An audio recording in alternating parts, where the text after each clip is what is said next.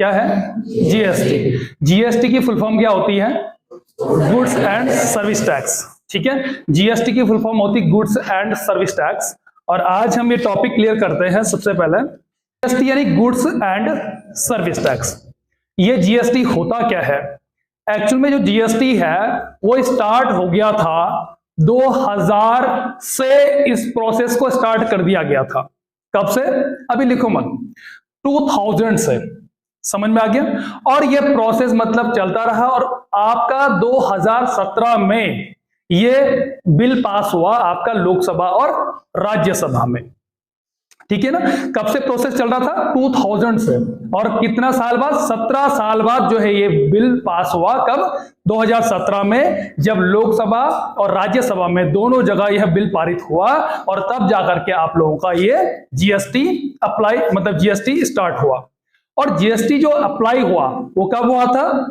1 जुलाई 2017 को। ठीक है ना? इससे बेनिफिट्स अभी पहले सिर्फ समझेंगे, अभी हम कुछ नहीं करेंगे इसमें क्या है। तो जो जीएसटी के जो स्टार्ट किया गया था, पहले आपका वैट यानी वैल्यू एडेड टैक्स चलता था। ठीक है, आपका मनोरंजन टैक्स हो गया, इस तरह के अलग अलग टैक्सेस, सर्विस टैक्स हो गया, ये सारे अलग अलग टैक्सेस लिए जाते थे।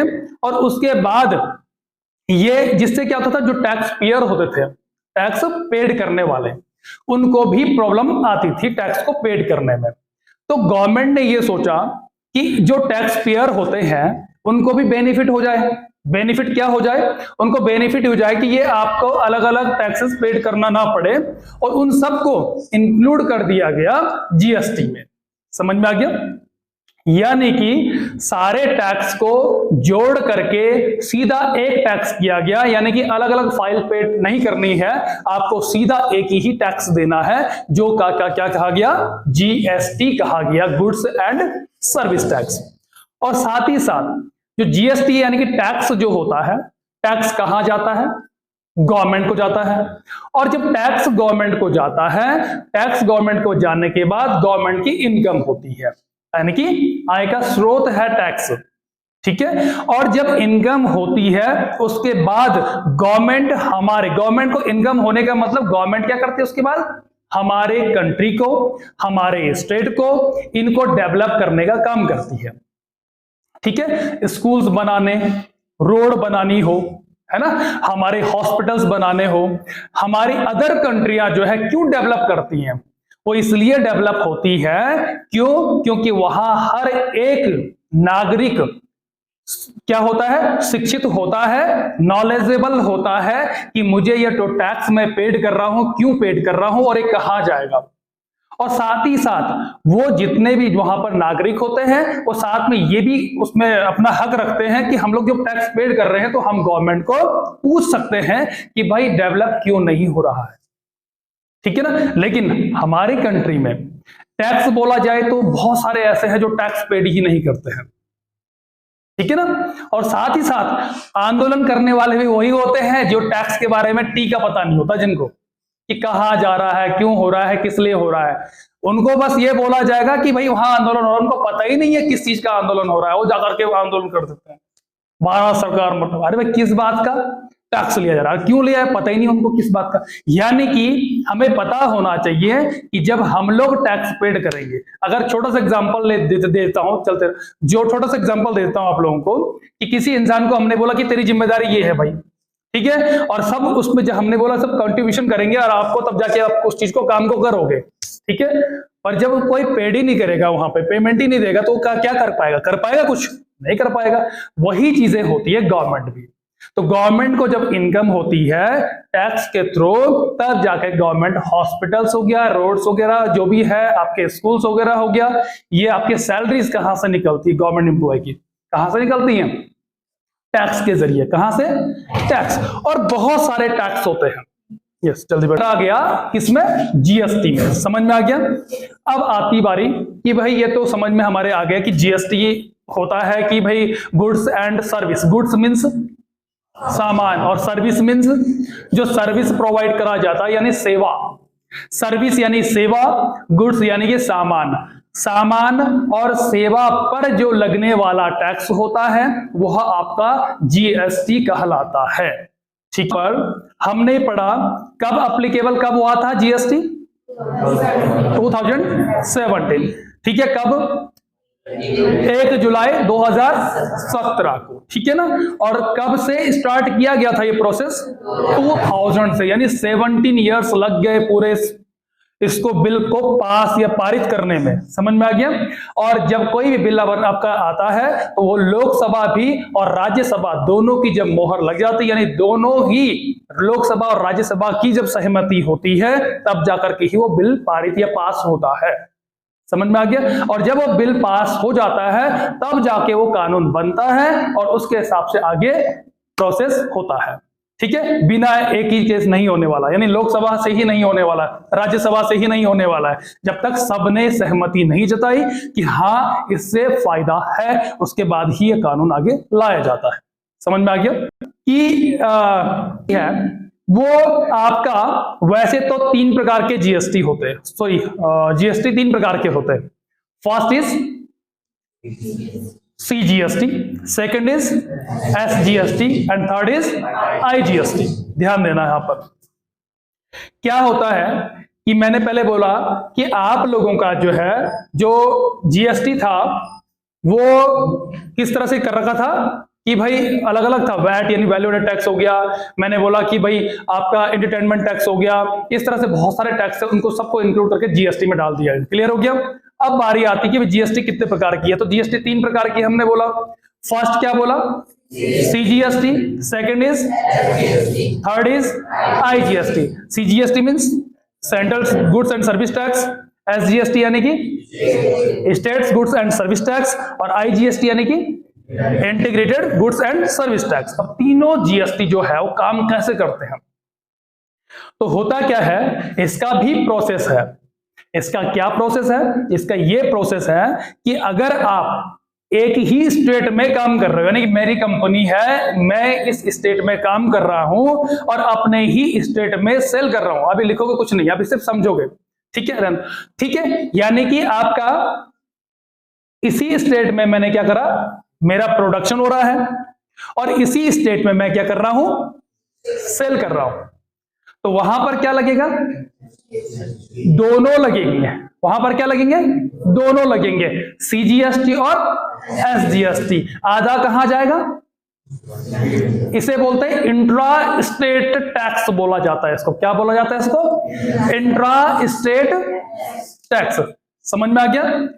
इंट्रा मीन्स आंतरिक, इंट्रा मीन्स आंतरिक और इंटर मीन्स बाहरी।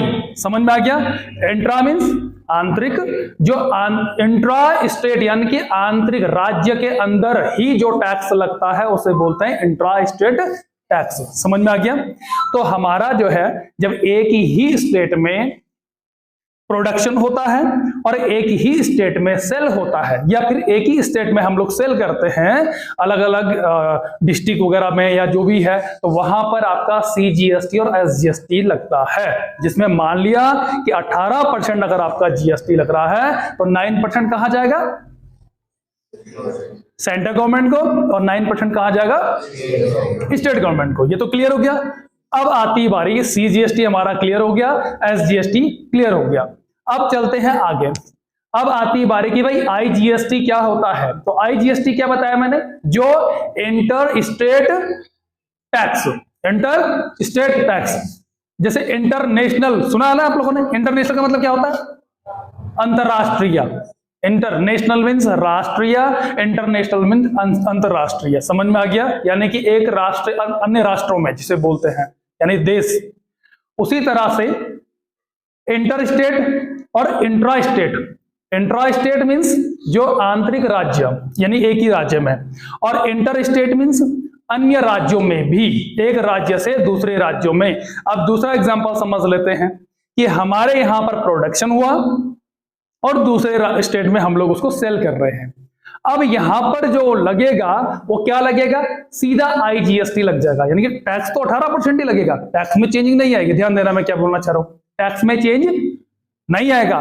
चीनी की मिल, चीनी हम लोग प्रोडक्शन कर, चीनी का बना रहे हैं, या कोई भी, चलो हम लोग लैपटॉप बना रहे हैं, अब लैपटॉप बना रहे हैं तो लैपटॉप में जो टैक्स लगना है वही लगेगा, चेंजिंग नहीं आएगी इसमें। ये नहीं कि अब इसमें 18 की जगह 15, 18 की जगह 9 हो जाएगा या 28 की जगह 18 हो जाएगा, नहीं, टैक्स सेम है, लेकिन क्या चेंजिंग हो जाएगा, ये कहां जाएगा, आईजीएसटी में चला जाएगा। और आईजीएसटी कहां जाएगा पैसा, सेंट्रल गवर्नमेंट को चला जाएगा। कहां जाएगा, सेंट्रल गवर्नमेंट। और एक चीज और बता दूं मैं आप लोगों को, सेंट्रल गवर्नमेंट में भी वो पैसा बढ़ता है लास्ट में, उसका टॉपिक हम नेक्स्ट टाइम पे क्लियर करेंगे, ठीक है।